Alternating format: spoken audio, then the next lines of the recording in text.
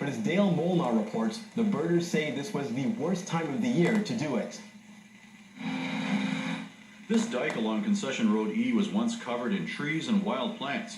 But last week, workers with heavy equipment removed them all in order to dredge the Lloyd drain.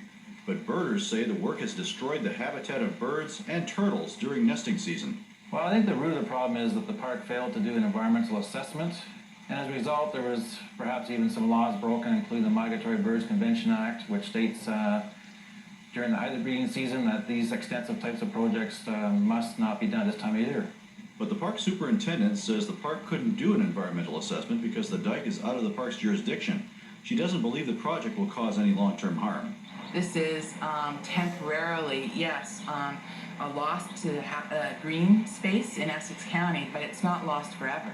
The town was originally going to dump the muck from the drain on top of the dike, but the park authorities were concerned the fertilizers and pesticides in the muck would contaminate the marshland on the other side, so they insisted a trench be dug on top of the dike so the muck could be placed inside, then sealed up with the clay soil. But a retired consulting engineer says removing all the vegetation from the dike will weaken it. And he also says it's not a good idea to take the loose soil from the bottom of the drain and put it on top of the dike. The material could have been hydraulically dredged across the road and deposited directly onto the farmlands. Meloche says that would have made the clear cutting unnecessary. But Mayor John Adams says that would have added to the cost of the $130,000 project, which the farmers are paying most of.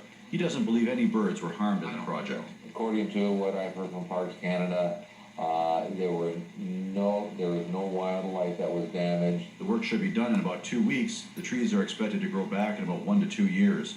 Dale Molnar, CBC News, Leamington. Construction